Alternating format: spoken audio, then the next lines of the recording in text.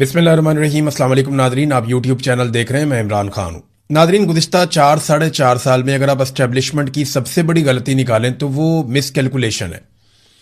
यानी जहां पे भी इन्होंने कैलकुलेशन की वो गलत हो गई। एस्टेब्लिशमेंट की पहली कैलकुलेशन थी इमरान खान को निकालेंगे और मसला ही कोई नहीं होगा, लोग हमारे साथ खड़े हो जाएंगे। लेकिन रजीम चेंज ऑपरेशन के बाद, बल्कि उससे पहले ही जब वो मुकम्मल नहीं हुआ था, तो लोग इमरान खान के साथ खड़े हो गए, तो मिस कैलकुलेट हो गया। बाद में इन्होंने कहा थोड़े दिनों में लोग भूल जाएंगे, तो लोग भूले नहीं, बल्कि लोगों ने एहतजाज शुरू कर दिया। फिर इनकी एक कैलकुलेशन थी कि इमरान खान साहब जो हैं थोड़े अरसे के बाद चुप करके बैठ जाएंगे और अगले इलेक्शन का इंतजार करेंगे। इमरान खान ने वो भी नहीं किया, वो भी मिस कैलकुलेट हो गया। फिर इनका अंदाजा था कि इमरान खान जेल बर्दाश्त नहीं कर सकता, हम जैसे ही इमरान खान को जेल में डालेंगे वो 10 दिन के अंदर टूट जाएगा, हम उससे माफी मंगवाएंगे और पूरा पाकिस्तान कंट्रोल में आ जाएगा। फिर मिस कैलकुलेट हो गया इमरान खान। वो वक्त और ये वक्त, आज लगभग 3 साल हो गए हैं, इमरान खान इनसे नहीं टूट रहा। हर तरह का जबर इन्होंने आजमा कर देख लिया। वो कैदे तन्हाई में पड़ा हुआ, उसकी आंख ज़ाया हो गई, लेकिन वो आदमी हार नहीं मान रहा। बड़े बड़े बाहर बैठे हुए हार गए, जिन्होंने मार नहीं खाई वो भी हार गए, लेकिन वो मार खाने के बावजूद हार नहीं मान रहा। फिर इन्हें लगा कि ये इलेक्शन चोरी कर लेंगे तो निज़ाम ठीक हो जाएगा। यानी पहले इनको लगा कि इंतखाबी निशान छीनेंगे, प्री पोल रिगिंग करेंगे, लोग मायूस हो जाएंगे, लोग पीटीआई को वोट नहीं डालेंगे। मगर इसके बरक्स लोगों ने निकलकर पाकिस्तान तहरीके इंसाफ को इतना वोट डाला कि रिकॉर्ड तोड़ दिए, और बाद में इन्हें जाली फॉर्म 47 जारी करने पड़ गए। तो एक और कैलकुलेशन पाकिस्तान की मिलिट्री एस्टेब्लिशमेंट की गलत हो गई। फिर उन्हें लगा कि हम अपनी जाली हुकूमत बना लेंगे तो लोग मान जाएंगे, तो लोग आज तक नहीं माने। फिर इनकी कैलकुलेशन थी हम मईशत को ठीक कर लेंगे, वो भी ठीक नहीं हुई। फिर इनकी कैलकुलेशन थी कि आहिस्ता आहिस्ता लोग सब कुछ भूल जाएंगे, इमरान खान लोगों के दिमागों से मिट जाएगा, फिर वो कैलकुलेशन भी गलत हो गई। अब कश्मीर में भी ये इसी किस्म की गलत कैलकुलेशन कर रहे हैं। पाकिस्तान की एस्टेब्लिशमेंट की लगातार गलत कैलकुलेशन की वजह से मार खा रहा है। देखिए, जब आप बंदूक आपके हाथ में होती है ना, तो आप कैलकुलेट ठीक तरीके से नहीं कर सकते, क्योंकि आपके हाथ में एक हथियार है ना, तो एक फैक्टर वो भी होता है आपके दिमाग में कि ये ऐसे नहीं होगा तो मैं हथियार से कर लूंगा, तो आप सही अंदाजा नहीं लगा सकते। तो वो कैलकुलेशन लगातार गलत हो रही है। दर्जनों मरतबा पाकिस्तान की एस्टेब्लिशमेंट की कैलकुलेशन गलत होने का नतीजा आज ये है कि पाकिस्तान का कोई खित्ता भी, कोई एक इलाका भी पाकिस्तान का ठीक तरीके से काम नहीं कर रहा। पंजाब के अंदर वजीर आला ही गायब है, बीमारी का मामला भी है, और अल्लाह ताला सबको सेहत अता फरमाए। और वहां पे वो समझ ही नहीं आ रही है, एक अजीब कन्फ्यूजन है। खैबर पख्तूनख्वा में एक हुकूमत है, वो अपने सर्वाइवल की लड़ाई लड़ रहे हैं। यानी वहां पे किसी की तवज्जो ही नहीं है कि असल मसाइल क्या है। हुकूमत अपने आप को बचा रही है, एस्टेब्लिशमेंट अपने आप को बचा रही है, और सारे एक दूसरे की टांगे खींच रहे हैं। और हर कैलकुलेशन गलत होने का पाकिस्तान को नुकसान यह हुआ कि दहशतगर्दी बढ़ गई, मईशत तबाह हो गई, पाकिस्तान की सरमायाकारी पाकिस्तान में आना बंद हो गई, हर तरफ पाकिस्तान में मायूसी फैल गई। पाकिस्तानी जितने ज़हीन लोग हैं, बेहतर लोग हैं, वो पाकिस्तान छोड़ कर बाहर जा रहे हैं। लोग अपना सरमाया पाकिस्तान से निकालकर दूसरे ममालिक में मुंतकिल कर रहे हैं। और पाकिस्तान ने इन्हीं गलत कैलकुलेशन का खुमियाजा ऐसे भुगता कि पाकिस्तान ने रिकॉर्ड कर्जे हासिल कर लिए। यानी जब से पाकिस्तान बना तब से लेके अब तक इतने कर्जे नहीं लिए जितने कर्जे इन्होंने ले लिए, बल्कि उससे भी ज्यादा कर्जे इन्होंने 4 साल में ले लिए। और पाकिस्तान में ना कोई डैम बना, ना कोई हमने इलाका फतह किया, ना कोई हमने बहुत बड़े झंडे गाड़े दुनिया में। मिस कैलकुलेशन, और ऐसी ही मिस कैलकुलेशन इस वक्त पाकिस्तान की एस्टेब्लिशमेंट ने आजाद कश्मीर में कर दी। ऑफिसर्स की दफातर में बैठी हुई रिपोर्ट्स, उनकी बुनियाद के ऊपर उन्होंने फैसला किया कि ये जॉइंट अवामी एक्शन कमेटी को हम ताकत से कुचल देंगे, इसको कलअदम कर देंगे, इसके लोगों को गिरफ्तार कर देंगे, चंद लोगों को मारा जाएगा, लोग डर जाएंगे। लेकिन इस वक्त तक जब मैं आपसे बात कर रहा हूं, मिस कैलकुलेशन का जो नतीजा है वो रावला कोर्ट की सराउंडिंग में आपको दिखाई दे रहा है। ये सिर्फ एक एहतजाज के मनाजिर हैं जो लाइव कवरेज के साथ आ रहा है, और ये एक काफिला है, इसके अंदर हजारों लोग मौजूद हैं। जब रात के वक्त उन्होंने कहा जी अपने मोबाइल फोन की लाइटें ऑन करें, तो हर तरफ से ऐसा लग रहा था कि एक सैलाब है आवाम का, हजारों लोग हैं। और दूसरी तरफ इस तरह के 3 काफिले और मौजूद हैं रावला कोर्ट के इर्द गिर्द। तो रावला कोर्ट को तो घेरा हुआ है ज्वाइंट अवामी एक्शन कमेटी के लोगों ने, और कश्मीर की अवाम उनका साथ दे रही है। एक चीज और सबको याद रखनी पड़ेगी कि ज्वाइंट अवामी एक्शन कमेटी अभी तक कोई सियासी जमात नहीं है जो इलेक्शन लड़ने के लिए चली जाए। इस कमेटी में पाकिस्तान पीपल्स पार्टी, पीएमएलएन, पीटीआई, मजहबी सियासी जमातें, सारे लोग इस कमेटी को सपोर्ट करते हैं, और वो बतौर कश्मीरी इसके अंदर हिस्सा लेते हैं। जब ये सियासत में आएगी तब आएगी, और पता नहीं आएगी या नहीं आएगी, लेकिन फिलहाल इनका तोती बोलता है वहां पे, और कश्मीरी सारे एक नुक्ते पे इकट्ठे हो गए हैं कि हमने पाकिस्तान की एस्टेब्लिशमेंट को मजीद हमारे रियासती मामलात के अंदर बेजा मुदाखलत की इजाजत नहीं देनी। लेकिन कुछ मामलात होते हैं जो सिक्योरिटी के मामलात होते हैं, दिफा के मामलात होते हैं, आम तरीन मामलात होते हैं, उनमें आप इनपुट ले सकते हैं, बिल्कुल लेनी भी चाहिए। एक इंस्टीट्यूशनल एक मेमोरी होती है, आप उनको बुलाते हैं, उनसे आप पूछते हैं कि जनाब इसके बारे में आपकी क्या राय है, तो वो जो उनके पास पुराना रिकॉर्ड है उसके मुताबिक वो अपनी राय आपको दे सकते हैं। बिल्कुल उनका इतना इनपुट होना बहुत जरूरी भी है और उन्हें तनख्वाह भी इस बात की मिलती है कि बवक्त जरूरत उनसे पूछा भी जा सके, उनसे काम भी लिया जा सके। लेकिन जब वसाइल के मामलात के अंदर, ट्रांसपोर्ट के मामलात के अंदर, मजहब के मामलात के अंदर और बजट के मामलात के अंदर हर चीज के अंदर एस्टेब्लिशमेंट घुस जाती है ना, तो फिर लोगों के मसाइल हल नहीं होते, लोगों को लगता है कि कब्जा हो गया। अब ये मामला चल रहा है वहां पे। देखिए ये जो 12 महाजरीन की नशिस्तें हैं ना, इसके ऊपर बहुत डिटेल में लोग बात कर रहे हैं कि ये नशिस्तें तो लाई गई थी मकबूजा कश्मीर के केस को उठाने के लिए कि हक खुद इरादियत देना है, पाकिस्तान ने भी और भारत ने भी, अक़वाम मुत्तहिदा की करारदाद है, तो उसके मुताबिक जो है वो सबको वोट का हक मिलना चाहिए और कश्मीरी फैसला करेंगे कि उन्होंने भारत के साथ रहना है, पाकिस्तान के साथ रहना है या अपना अलग मुल्क बनाना है। यही अक़वाम मुत्तहिदा के पास ऑप्शन यही है ना, और करारदाद यही कहती है कि कश्मीरी ही फैसला करेंगे अपने मुस्तकबिल का, ना भारत फैसला करेगा ना पाकिस्तान फैसला करेगा। तो इसलिए पाकिस्तान ने एक बड़ा अच्छा जेस्चर दिया था कि मकबूजा कश्मीर की 12 महाजरीन की नशिस्तें रख ली थी पाकिस्तान में कि जनाब हम यहां पे जो असेंबली बनाएंगे इसके अंदर ये जो 12 नशिस्तें हुआ करेंगी ये नुमाइंदगी करेगी मकबूजा कश्मीर की। तो इसको बड़ा अप्रिशिएट किया गया था, नीयत बुरी नहीं थी जब ये काम किया गया। लेकिन हुआ क्या, वक्त के साथ साथ पाकिस्तान की एस्टेब्लिशमेंट ने इन सीटों को आजाद कश्मीर में हुकूमतें बनाने और गिराने के लिए इस्तेमाल करना शुरू कर दिया। यानी वो जो बंदूक आपने खरीदी दुश्मन के खिलाफ, वो अपनों के ऊपर ही तान दी गई। वो हथियार जिसे इंडिया के खिलाफ इस्तेमाल करना था वो कश्मीरियों के खिलाफ इस्तेमाल होना शुरू हो गया।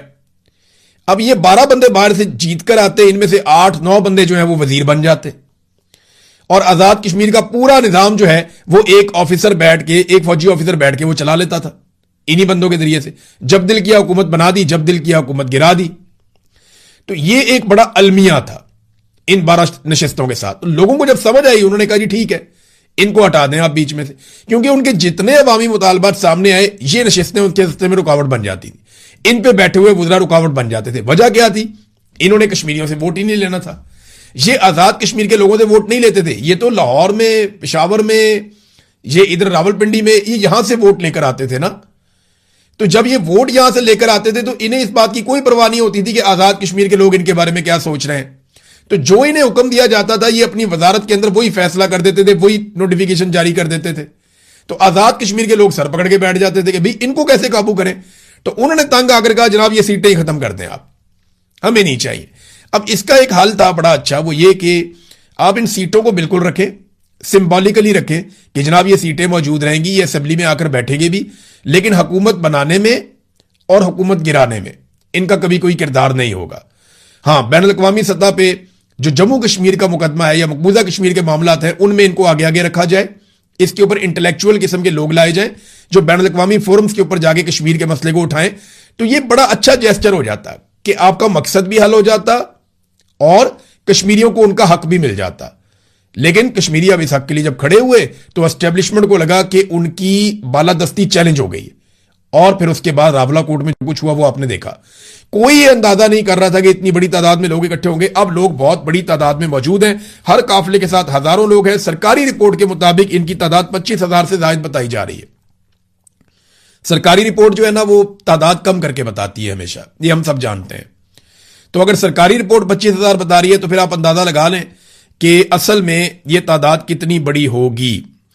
कश्मीरी बड़ी तादाद में निकले हैं, यह बात तो साबित हो गई है और कश्मीरी अब पीछे हटने के लिए तैयार भी नहीं, क्योंकि बड़ा चार्ज माहौल है। मैंने कुछ तकारीर सुनी है, बातचीत सुनी है, कुछ चीजों पे मुझे एतराज भी है। यानी देखें, नफरत जब फैलाई जाती है ना तो वो बहुत तेजी से फैलती है, इसकी यह खसूसियत होती है। और पाकिस्तान की एस्टेब्लिशमेंट ने अपने टाउटों के जरिए गुज़िश्ता चंद दिनों में जो नफरत फैलाई है वो अब कश्मीर में दिखाई दे रही है, जैसे बलूचिस्तान में नफरत फैलाई गई थी। देखिए, ये बड़ा आसान होता है किसी को गद्दार कह देना, लेकिन इसकी कीमत आपको नस्लों तक चुकानी पड़ती है। आप तो ढीले मुंह के साथ बैठ के कह देते हैं कि ये गद्दार है, ये इंडिया का एजेंट है, ये रा का एजेंट है, ये जनाब पाकिस्तान का दुश्मन है, बड़े आराम से आप कह देते हैं। वो आदमी उस वक्त शायद बर्दाश्त भी कर लेता है, लेकिन ये चीजें नस्लों तक पीछा करती हैं। आप बलूचिस्तान में देखें आपके साथ क्या हुआ, यही हुआ। आप पश्तूनों के साथ देखें आपने क्या किया, उसका जवाब क्या है। आज आप इसी चीज का सामना कर रहे हैं। बांग्लादेश में आपने क्या किया, वहां पे भी आपने यही किया, उसका नतीजा आपके सामने है। तो जहां जहां पे आपने नफरत की आग लगाई वो आपके घर तक आई, और ये आग भी आपके घर तक आ जाएगी अगर अभी आप नहीं समझेंगे तो। पाकिस्तान का दुश्मन डिक्लेयर कर देते हैं, राका एजेंट कह देते हैं, गद्दार वतन कह देते हैं, बड़े ढीले मुंह के साथ कह देते हैं, लेकिन लोगों को जो तकलीफ होती है, आप नफरत की मुस्तकबिल के लिए एक आग लगातार आप जला देते हैं। और ये खेल पाकिस्तान में सबसे ज्यादा हमेशा हमारी पंजाब की सियासी जमात नून लीग ने और पाकिस्तान की मिलिट्री एस्टेब्लिशमेंट ने खेला है, क्योंकि पाकिस्तान की मिलिट्री एस्टेब्लिशमेंट में ज्यादातर लोग पंजाब से ही होते हैं, और एक नून लीग जो है वो पंजाब की एक पॉलिटिकल पार्टी है, और नून लीग ने हमेशा नफरत का कार्ड खेला है। कभी जाग पंजाबी जाग का इन्होंने नारा लगाया, कभी इन्होंने पंजाब के नाम के ऊपर सियासत की, कभी नफरत फैलाई, कभी सिंधियों को कमतर कहा, कभी इन्होंने महाजरों के खिलाफ आग उगली, कभी इन्होंने बलोचों को बहुत बुरा भला कहा, कभी पश्तूनों के खिलाफ नफरत की आग जलाई, अब कश्मीरियों के खिलाफ जो हो गए। तो पूरे पाकिस्तान को ये क्या चाह रहे हैं, ये पंजाब की, मैं अवाम की बात नहीं कर रहा, पंजाब के लोग बहुत बड़े दिल वाले हैं।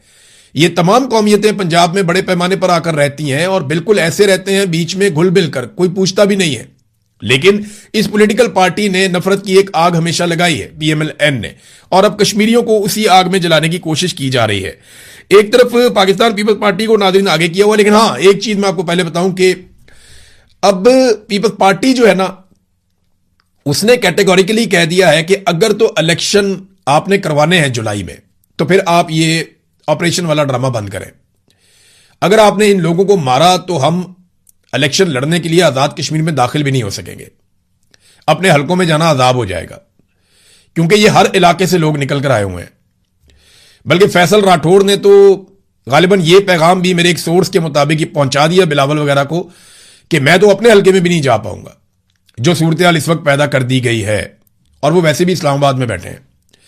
तो अब वो मुज़ाकरात के लिए पीपल्स पार्टी को आगे किया हुआ कि ठीक है आप मनाएं इनको, अगर बातचीत हो सकती है। पीएमएल-एन ने जो है अब ये गुड कॉप बैड कॉप खेल रहे हैं। पीएमएल-एन कह रही है गद्दार है, इंडिया के साथ मिले हुए हैं, एजेंट हैं, रॉ के एजेंट हैं। पीएमएल-एन ये कह रही है, पीपल्स पार्टी कह रही है नहीं हमारे लोग हैं, प्यारे लोग हैं, नाराज लोग हैं, उनके मुतालबात हैं, बैठिए उनके साथ बात करते हैं। लेकिन बीच में से दोनों मिले हुए हैं, ये गुड कॉप और बैड कॉप खेल रहे हैं। जबकि एस्टेब्लिशमेंट अपनी हिकमत अमली के ऊपर अमल दरामद कर रही है कि जितना प्रेशर बढ़ा सकते हैं प्रेशर बढ़ाएं, गिरफ्तारियां, बंदों को जख्मी करना, लोगों के ऊपर अटैक करना, क्रैकडाउन करना, वो इन चीजों के साथ एक दबाव बढ़ाने की कोशिश कर रहे हैं। तो तीनों अपनी अपनी जगह पे अपना अपना जोर लगा रहे हैं। अच्छा, ये जो अभी मुज़ाकरात के लिए दावत दी गई है, कुछ राब्ते भी हुए हैं ज्वाइंट अवामी एक्शन कमेटी के कुछ लोगों से और कुछ बरतानिया में बैठे हुए लोगों से, जो आजाद कश्मीर की हुकूमत है उनके लोगों ने राब्ते किए, फैसल राठौर की हुकूमत ने। तो चंद मुतालबात सामने आए हैं, जो मुतालबात अवामी जॉइंट एक्शन कमेटी ने दिए हैं, और ये मुतालबात मैं आपको बता देता हूं, इसमें एक स्टेटमेंट ही काफी है। इसमें जो स्टेटमेंट है वो सरदार उमर नजीर कश्मीरी का है, जिन्हें गोलियां लगी हैं। वो जख्मी होने के बावजूद आए और उन्होंने आकर अपने लोगों से खिताब भी किया, बड़ी हिम्मत दिखाई उन्होंने। अभी चंद दिन पहले उन्हें गोलियां लगी हैं, इस तरह आ जाना, बहुत बाहिम्मत नौजवान है रावला कोट का। तो उन्होंने कहा जी हम मुज़ाकरात के लिए तैयार हैं, लेकिन इससे पहले जो कलदम करार दिया गया उसका नोटिफिकेशन मनसूख किया जाए, वापस लिया जाए, एफसी, पीसी और रेंजर्स का इनखला किया जाए। यानी जो इस्लामाबाद से पुलिस आ गई है, रेंजर्स आ गई है, ये एफसी आ गई है, इन सारों को जो है वो वहां से निकाल दिया जाए, आजाद कश्मीर से ये वापस जाएं। शोहदा की मैयतें हमारे हवाले की जाए, जितने लोग शहीद हो गए उनकी मैयतें जो सिक्योरिटी फोर्सेज ने कंट्रोल में ले ली हैं कि जब इनके जनाजे पढ़ाए जाएंगे तो बड़ी तादाद में लोग इकट्ठे हो जाएंगे, तो वो सिक्योरिटी फोर्सेज ने जनाजे वापस करने, वो कह रहे हैं जी ये जनाजे हमारे हवाले किए जाए। जख्मियों को इलाज मुआवजे की सहूलत दी जाए, इन अस्पतालों को नॉर्मलाइज किया जाए, और कमेटी के दीगर मुतालबात पर अमल दरामद किया जाए। उमर नजीर कश्मीरी।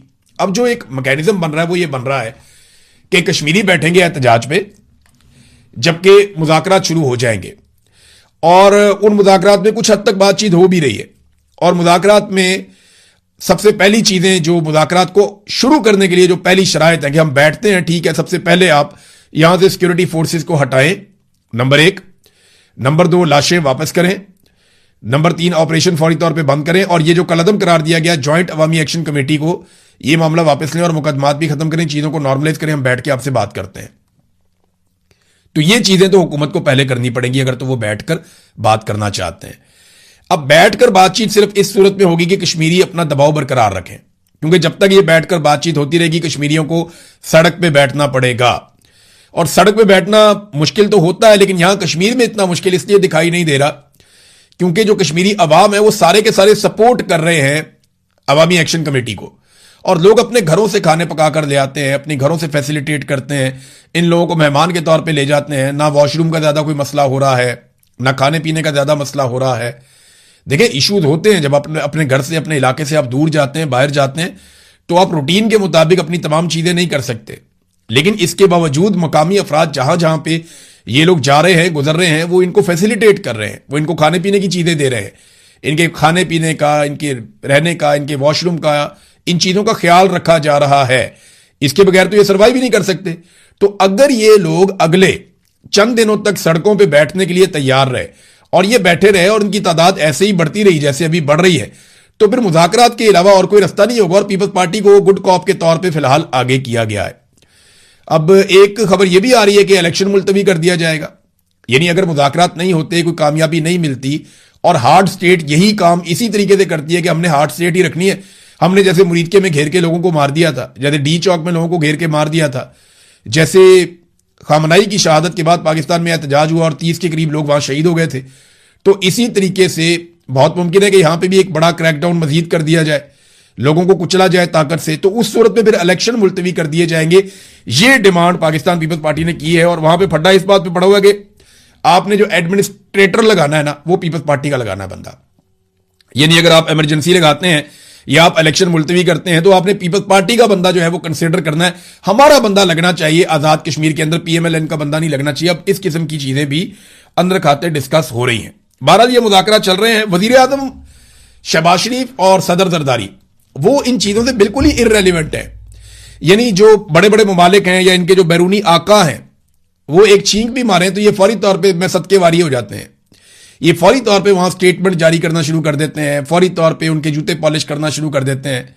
पूरी दुनिया में सालसी के लिए ये मारे मारे फिरते हैं, लेकिन पाकिस्तान के अंदर पाकिस्तानी अवाम के साथ एक फड्डा पड़ गया है चंद मुतालबात को लेकर और यहां पे ये सालसी नहीं कर पा रहे। यानी दुनिया के मामला हम हल करवाएंगे, दुनिया के हर मामले के अंदर हम जाके घुसेंगे और हम जाके वहां कहेंगे जनाब हम सालसी के लिए आ गए हैं, आप हमारे ऊपर रख के अपने जो भी आपने बयान देने आप दें, हम हर चीज अब्जॉर्व कर देंगे। तो दुनिया में जाएंगे हम ये करेंगे, लेकिन पाकिस्तान के अंदर अपने लोगों से बातचीत के लिए किसी किस्म की गुंजाइश नहीं है। यहां पे अक्कड़ है और बात सिर्फ एक ही है ना, वो अक्कड़ भी सिर्फ इसलिए है कि जाती मफाद है, मफाद कोई छोड़ना नहीं चाहता, दिहाड़ियां बहुत बड़ी हैं। सुहेल वड़ाइच साहब ने नाज़रीन ने कॉलम लिखा, उस पर मुझे बहुत सारे दोस्तों ने मैसेजेस किए कि जनाब आपका इस पर क्या ख्याल है। वड़ाइच साहब ने कहा कि यार ये वाली कंपनी भी नहीं चलेगी। यानी शहबाज शरीफ वगैरह की हुकूमत पर उन्होंने टका के तनकीद की, दबाव, ये सिर्फ दबाव डाला और कुछ भी नहीं है। एस्टेब्लिशमेंट हल्का फुल्का दबाव रखना चाहती है और कुछ भी नहीं है।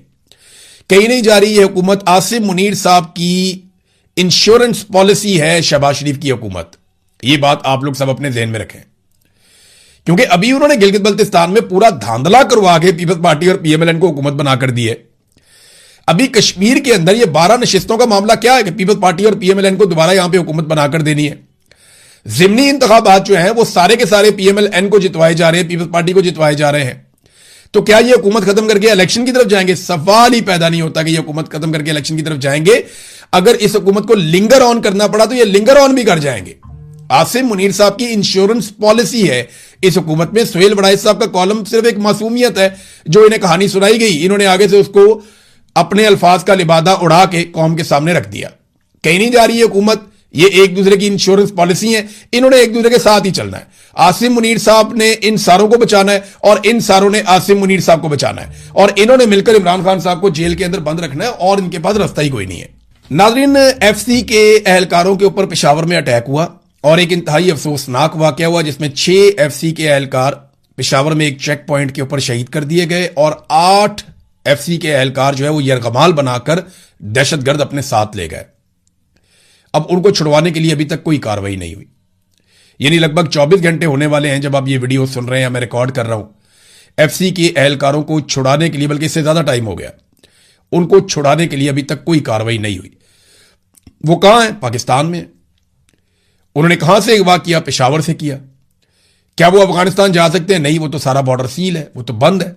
और इतने लोगों को यरगमाल बना के अफगानिस्तान कैसे ले जाया जा सकता है?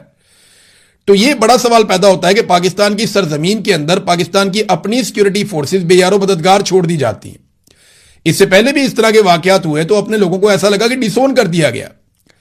जो फौजी बेचारे छुट्टी पे जा रहे होते हैं या एफसी वाले छुट्टी पे जा रहे होते हैं, जब वो शहीद हो जाते हैं किसी ट्रेन के दहशतगर्दी के वाकये में या किसी बस के दहशतगर्दी के वाकये में, तो बाद में उसको ओन नहीं किया जाता, ये कहा ही नहीं जाता कि ये सिक्योरिटी फोर्सेस के लोग थे। तो ये बहुत अनफॉर्चुनेट है। अपने लोगों को ओन करना चाहिए। एक दूसरे की टांगे खींचने में ये लगे हुए हैं, अपने अपने इक्तदार को बचाने में लगे हुए हैं। और खैबर पख्तूनख्वा जल रहा है, बलूचिस्तान जल रहा है, वहां का वजीर आला इनके साथ मिलकर एस्टेब्लिशमेंट के साथ कार्रवाई डाल रहा है और पूरा सूबा जल रहा है। और यहां का वजीर आला जो है वो इनके साथ एक अलग टसल में लगा हुआ है, कभी एक दूसरे की टांग खींचते हैं, कभी अपनी अपनी हुकूमत बचाते हैं। और एजेंसियां इस काम पे लगी हुई हैं कि इमरान खान को जेल में कितना अरसा मजीद रखा जा सकता है और उसकी पार्टी के टुकड़े बकड़े कैसे किए जा सकते हैं।